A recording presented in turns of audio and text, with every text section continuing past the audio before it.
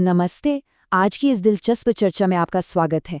आज हम एक बेहद ही रोमांचक सफर पर निकलने वाले हैं।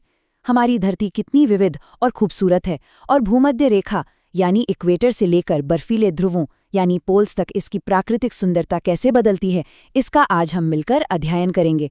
एक ऐसी ग्लोबल एक्सपीडिशन जो हमें धरती पर पनपने वाले हर तरह के जीवन की कहानी बताएगी। तो चलिए बिना किसी देरी के इसकी शुरुआत करते हैं। तो चलिए अपने इस सफर का रास्ता तय कर लेते हैं। पहले हम समझेंगे ऊंचाई और जलवायु को, फिर चलेंगे दुनिया के अलग अलग जंगलों और विशेष वन तंत्रों की तरफ।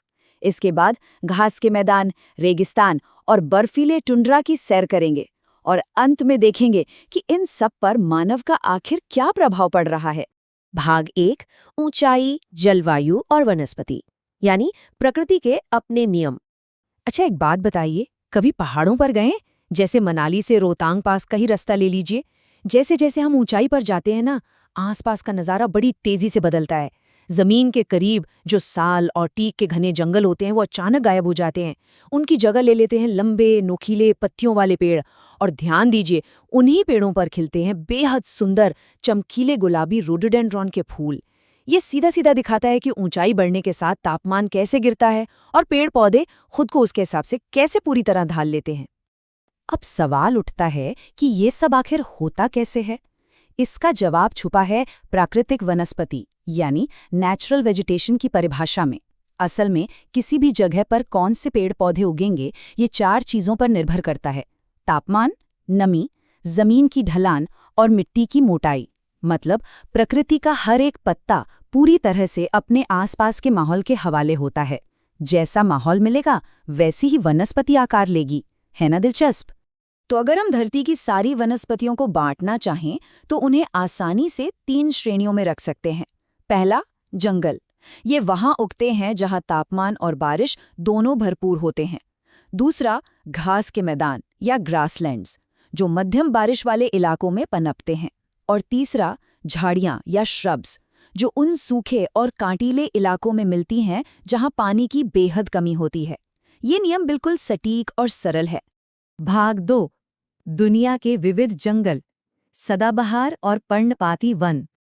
आपको पता है, ब्राजील के ट्रॉपिकल एवरग्रीन जंगल इतने विशाल और घने हैं कि इन्हें सीधे तौर पर धरती के फेफड़े यानी लंग्स ऑफ द अर्थ कहा जाता है।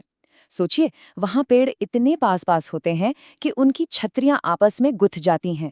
दिन के उजाले में भी धूप जमीन तक नहीं पहुंच पाती। और इन्हीं अनंत घने अंधेरे जंगलों में अनाकोंडा जैसे विशालकाय शिकारी रहते हैं, जो अपनी भूख मिटाने के लिए एक पूरे मगरमच्छ तक को निगल सकते हैं। सच में कमाल की दुनिया है ये। अब यहाँ बारिश का खेल समझिए।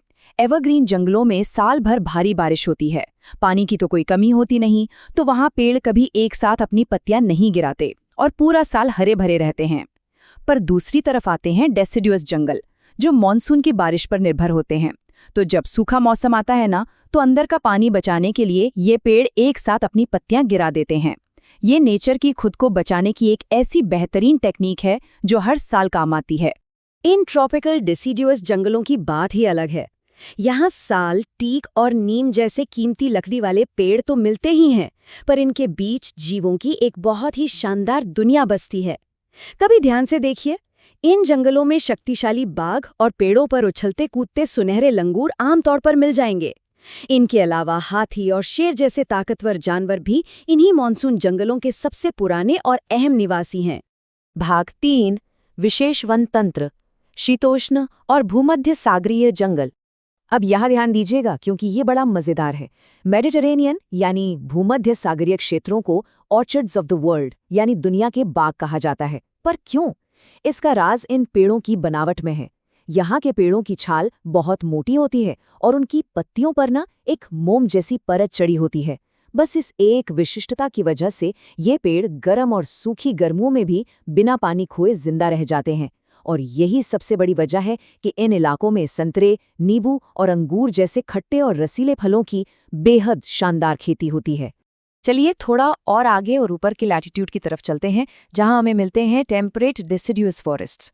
ये जंगल आमतौर पर नॉर्थ अमेरिका, चाइना, न्यूजीलैंड और वेस्टर्न यूरोप के तटीय इलाकों में फैले हैं।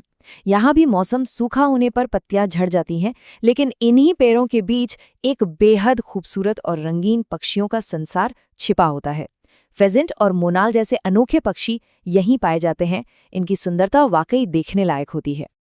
और अब जब हम और भी ऊंचाई पर और ठीक उत्तर की दिशा में जाते हैं तो आते हैं ताइगा।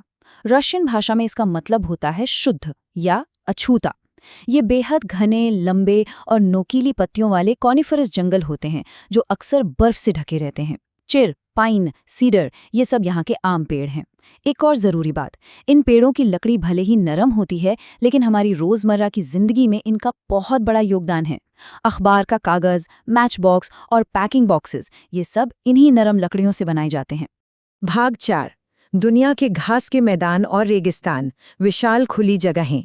जंगलों से निकलकर अब जरा इन खुले, विशाल घास के मैदानों की तरफ चलते हैं।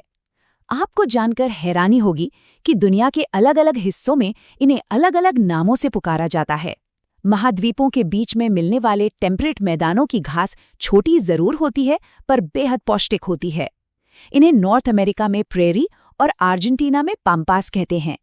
वहीं भूमध्य रेखा के पास वाले ट्रॉपिकल मैदानों की घास 3 से 4 मीटर तक लंबी हो सकती है। ईस्ट अफ्रीका में इन्हें सवाना और ब्राजील में कैंपोस कहा जाता है। ये विशाल खुले मैदान ना शेर, हिरण और ज़ेब्रा जैसे जानवरों के सबसे पसंदीदा शिकारगाह होते हैं। इन हरे भरे मैदानों से आगे बढ़ें तो आती हैं दुनिया की कुछ सबसे सख्त और बेहद गर्म जगहें। महाद्वीपों के पश्चिमी किनारों पर आते हैं ट्रॉपिकल डेजर्ट्स यानी गर्म रेगिस्तान, जहां बारिश बस एक ख्वाब बनकर रह जाती है। यहाँ इतनी झुलसा देने वाली धूप होती है कि बस कांटीली झाड़ियां ही जिंदा रह पाती हैं। ये झाड़ियां पानी की तलाश में अपनी जड़ों को जमीन के अंदर बहुत बहुत गहराइयों तक फैला देती हैं। भाग 5, तुंद्रा में जीवन, जमा देने वाली सीमा। गर्म रेगिस्तान से निकलकर अब हम बिल्कुल विपरीत माहौल में आ गए हैं, बर्फीले तुंड्रा क्षेत्रों में। यहाँ जिंदगी जीना एक कड़ी चुनौती है। बर्फ से ढकी इस जमीन पर पेड़ पौधे लगभग ना के बराबर हैं। यहाँ सिर्फ मॉसेज, लाइकन्स और बहुत छोटी झाड़ियाँ ही मिलती हैं, और वो भी तब जब छोटे से गर्मी के मौसम में थोड़ी धूप खिलती है। यहाँ के जानवरों को देखिए, इस जमा देने वाली ठंड में जिंदा रहने के लिए उन्होंने खुद को पूरी तरह ढाल लिया है। वॉलरस, सफ़ेद पोलर बेयर और आर्कटिक आउल, इन सब की चमड़ी बेहद मोटी होती है और इनके शरीर पर घने बालों की एक गर्म परत होती है। यही इनका सबसे बड़ा बचाव है। भाग 6, मानव प्रभाव और संरक्षण, प्रगति की कीमत। तो इन सब बातों का आखिर निचोड़ क्या है? मुद्दा ये है कि ये सभी क्षेत्र, चाहे वो घने एवरग्रीन जंगल हों या बर्फीले कॉनिफरस, सब के सब एक बेहद ही नाजुक बैलेंस पर टिके हुए हैं। लेकिन आज हम इंसान बड़ी तेजी से इस अहम बैलेंस को बिगाड़ रहे हैं। आबादी बढ़ाने और खेती के लिए नई जमीन तलाशने की होड़ में दुनिया भर के विशाल जंगलों को बड़ी बेरहमी से साफ किया जा रहा है। सोचिए, जिन इकोसिस्टम्स को बनने में हजारों साल लग गए, वो आज आधुनिक मशीनों के सामने चंद दिनों में तबाह हो रहे हैं। ये वाकई में चिंता का विषय है। अपनी इस चर्चा को समेटते हुए मैं आपके सामने एक बहुत ही गहरा सवाल रखना चाहता हूँ। अगर हम इंसान बिल्कुल इसी तरह बिना सोचे समझे पेड़ काटते रहे, तो क्या आने वाली नस्लों को सांस लेने के लिए हवा में पर्याप्त ऑक्सीजन मिल पाएगी? क्या आगे चलकर लकड़ी और अनंत पशु पक्षियों के लिए उनका वो अकलौता घर बचेगा? अगर ये सब कुछ मिट गया, तो क्या हमारी धरती फिर से अपना वो हरा भरा रूप ले पाएगी? ये एक ऐसा सवाल है जिसने आज हम सबको रुककर सोचने पर मजबूर कर दिया है। मुझे उम्मीद है कि इस विश्लेषण ने प्रकृति और उसके तानों बानों को बेहतर ढंग से समझने में आपकी मदद की होगी। इस दिलचस्प सफर में हमारे साथ जुड़ने के लिए आपका बहुत बहुत शुक्रिया।